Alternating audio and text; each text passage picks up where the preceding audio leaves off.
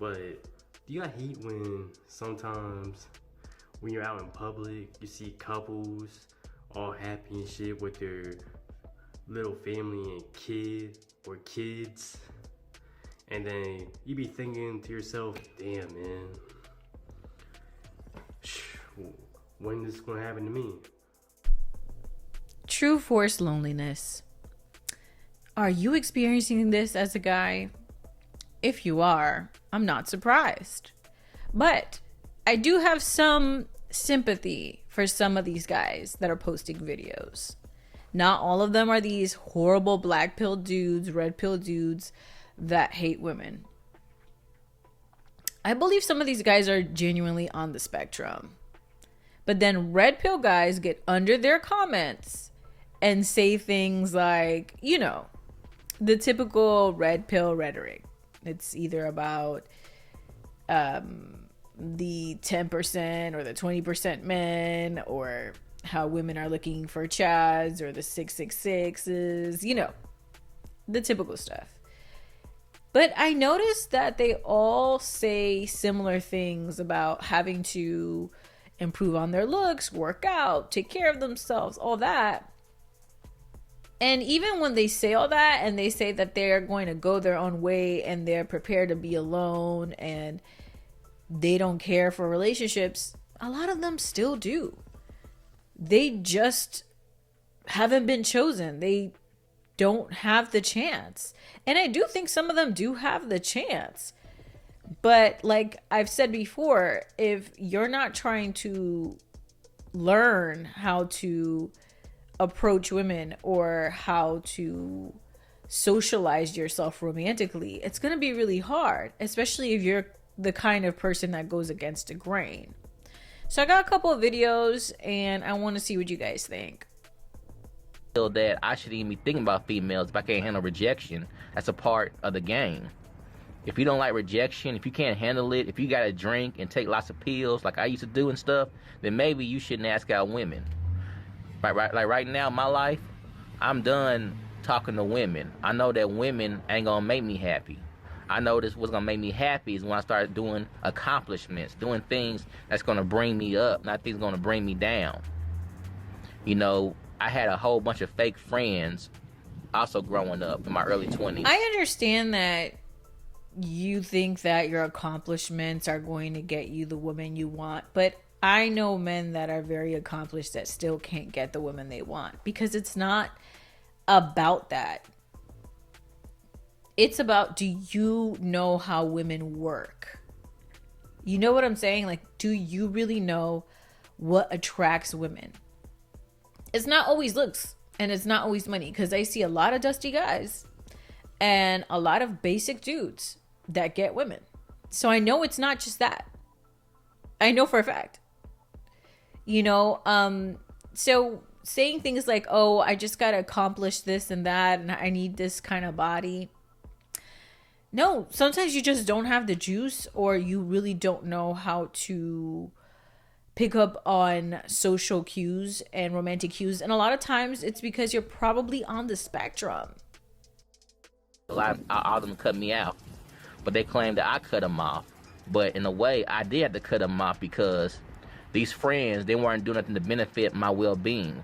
There was always a one-way street with these so-called friends. So true forced loneliness is real. It's not a myth. Yeah, I mean, I get that. Everybody kind of goes through that.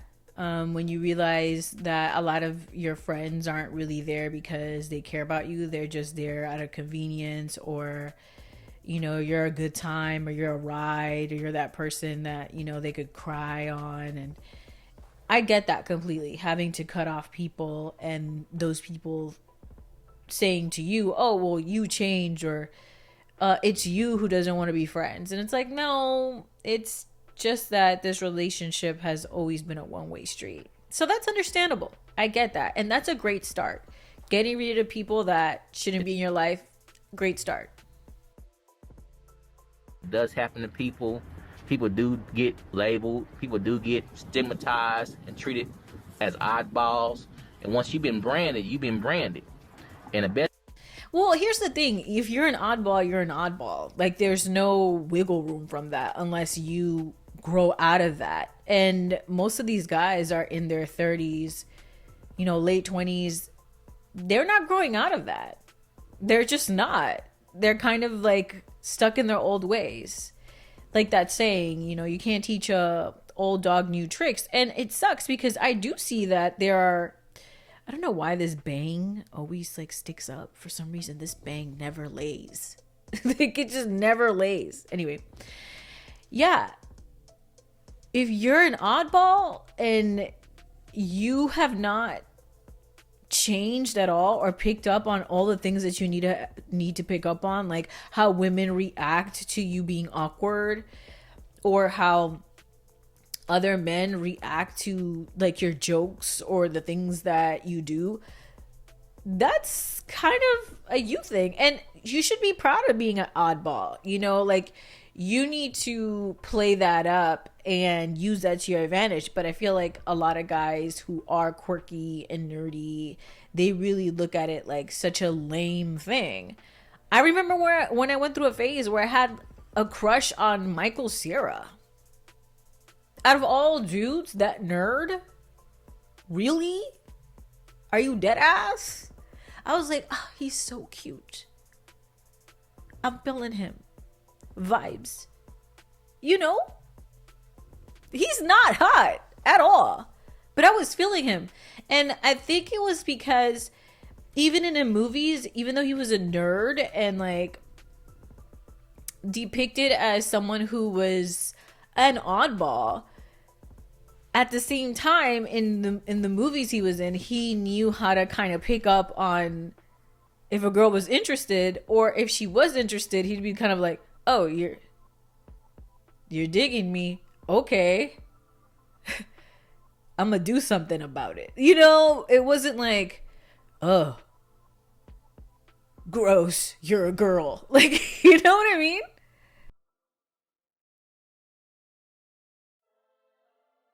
Best way to unbrand yourself is to move to a different location. I believe location is the biggest way that you may meet somebody if they don't know you.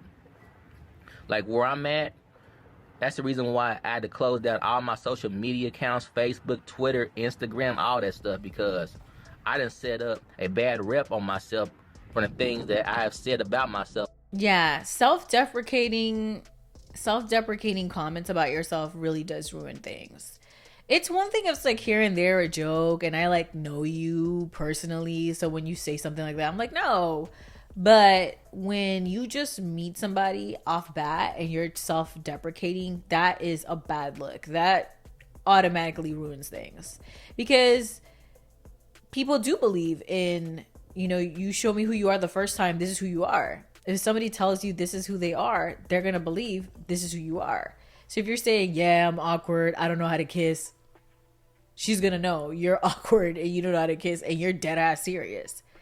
Now, if you're saying this a month in of being friends and they get to know your personality, they're like, nah, you're coachable, but that's not what y'all doing.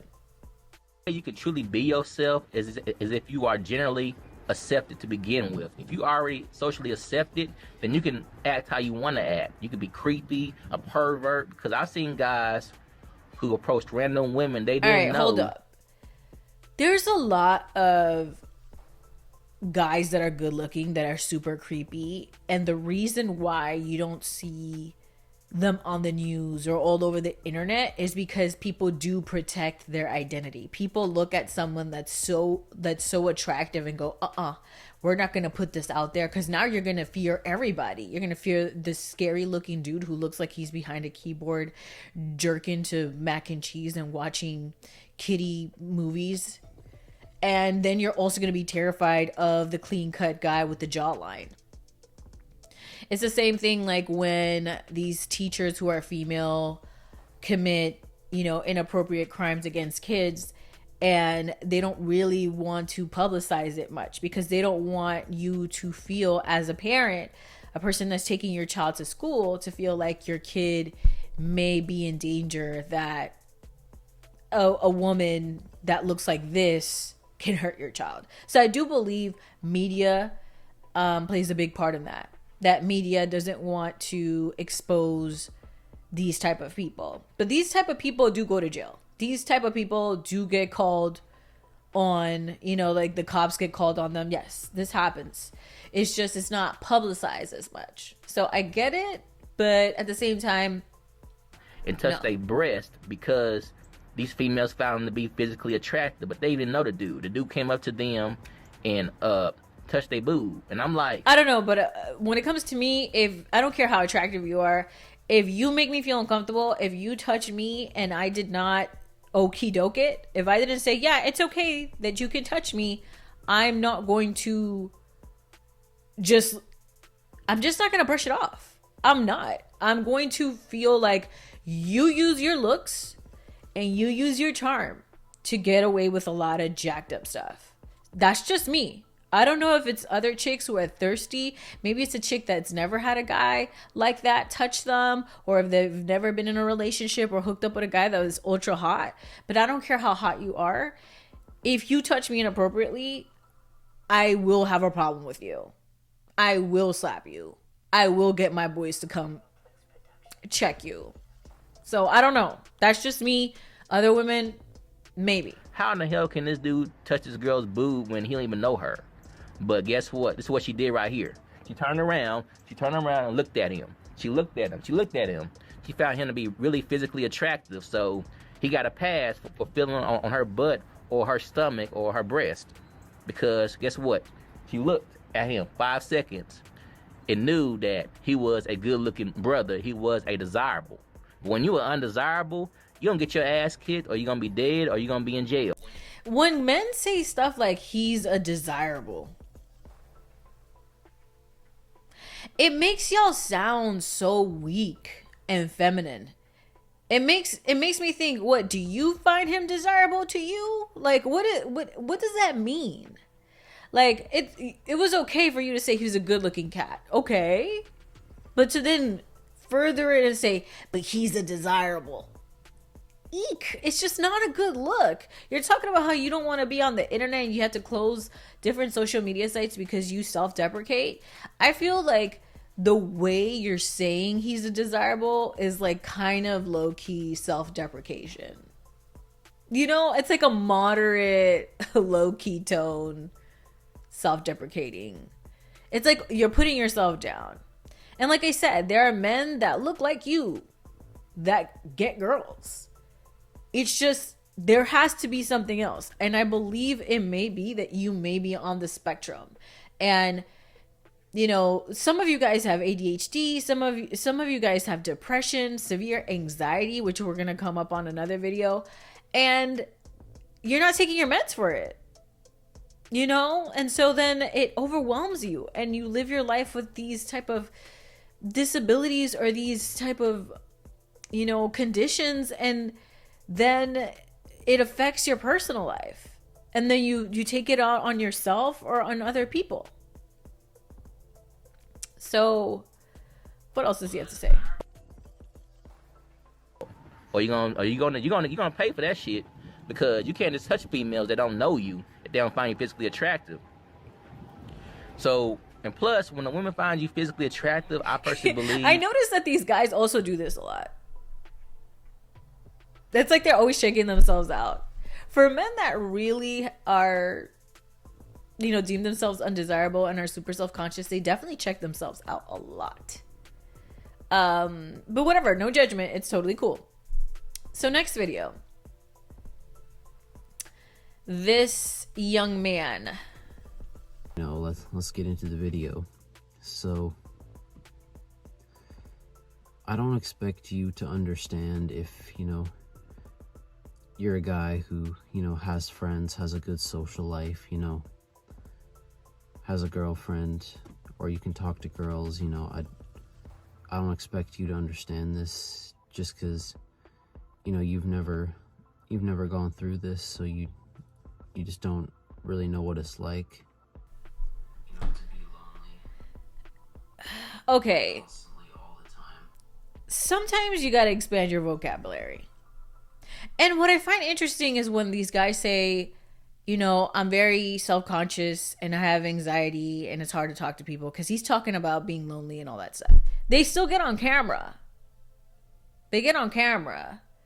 And I think getting on camera induces a lot of anxiety. So at least try to use bigger words, not just, and like stare off into the sunset and then try to refocus. Like, try to have a conscious conversation where you are trying to connect with your viewers. To be lonely, like constantly all the time. And, I've been working on myself a lot. I've been working on my anxiety. I've been, trying to talk to people, trying to make friends, starting I really think that what's happened here also is that a lot of parents have dropped the ball on their kids. They know their kids are a little awkward. They can tell their kids have a hard time socializing. And instead of having a conversation with their children and trying to figure out what different approaches they can use in order to socialize their kid, they don't. Or the parents are as awkward as them. They just got lucky and found somebody to procreate with, right? But I do think that a lot of parents drop the ball when it comes to teaching their sons and sometimes their daughters how to romantically socialize themselves and how to socialize with others. I know my parents did. Conversations, that kind of stuff. And, I also go to the gym, 4 or 5 days a week, like an hour and a half. And I've been doing that for over a year. I've made some progress, because I wanted to start going to the gym because I wanted to be more confident. And, I was skinny when I first started going. I was like 5'10" and 120. And, Again, it's not so much the size thing, right? It's not so much that you have to be 175 at 5'10" and that you gotta be fine as hell. It's how you're socializing. And you just mentioned you have anxiety. Take your meds. Take meds. Study your surroundings. And learn how to re-effing relax. Yes, I get it. I made a video about, incels before, like talking about, you guys need to be yourself. No, at this point, it's not that being yourself is the issue. Is that being yourself and not understanding what is happening around you is the problem. I've put on some size. I'm 5'11" now, but I'm 135, 136, kind of that range. Still skinny, but not as bad. And my anxiety, it's gotten better. I mean, it's still there, like it'll always be there, but it's gotten a lot better. And I'm trying to talk to people, make friends, but I feel kind of all this stuff is just kind of in vain a little bit, because I still haven't made any friends. It's not in vain. You're doing it for other people instead of doing it for yourself. If you do things for yourself, like you go to the gym, you take care of yourself, you learn how to socialize because you want to be better and better other people's lives. Like, you don't want just people to come into your life to make you feel not alone, but you also want to come into their lives for them not to feel alone as well. I feel like they have a one-sided way of looking at things. These lonely guys, they have a very one-way type of mindset. The goal is, I need to do this so I can get that, instead of I need to do this so I can give this, and then I could receive this. It's very much like, I need to do this so I can get that, and that's that. And I'm not saying this is how this kid completely thinks, but it sounds like it. It sounds like the typical lonely MGTOW type of mindset. But okay. I'm gonna go to a different video. There's this other guy. We can help too, that's even better. If we can help a lot of people, that's amazing. So just to relate and to get help, get the help they need. But then, you know, I've seen psychologists and stuff saying that it's really hard to find or to help those people because they reclude from the world, right? People like me. And there's a thing about being a lone wolf, right? I am a lone wolf myself. Even though I'm in a relationship or I date or whatever, I tend to be a lone wolf. I tend to just kind of dip out and take off and do me. But I'm realizing the more I do that, the less social I become. The less I know how to communicate with others and understand others. So I can't take off whenever I want anymore. Because I realized as a loner that affects me negatively long term. If I go 8 months without going outside or hanging out with nobody, when I finally do, I don't know what the fuck to talk about. How do you help them if they won't open up and they won't engage and they feel betrayed by the world, you know, and they just have to mature. And then by that time, you know, they're old like me and it seems too late. The world's passed them by, that's it. And you've hidden away. And I see it happen often where people try to become these reclusive beings and they want to be stuck in a den somewhere and they don't know how to reconnect with others. And I understand. It's hard to reconnect with others when you have disconnected so much from, you don't watch anything on TV, you don't listen to nothing on the radio, you don't talk to your family, you won't, you know, talk to your friends. You're doing it to yourself.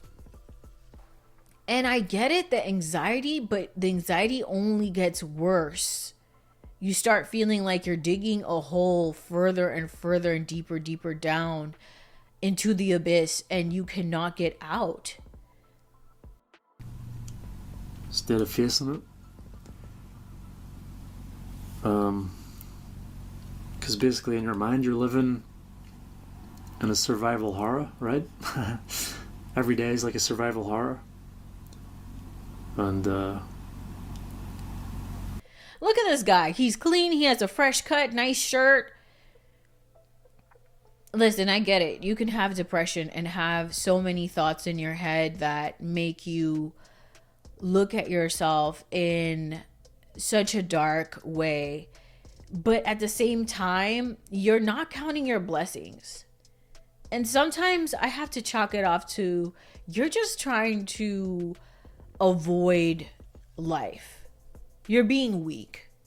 And I don't say this in a negative way. Like, I'm not trying to say this to beat the guy up. I'm trying to say this as a, you know, it's a lack of a better word.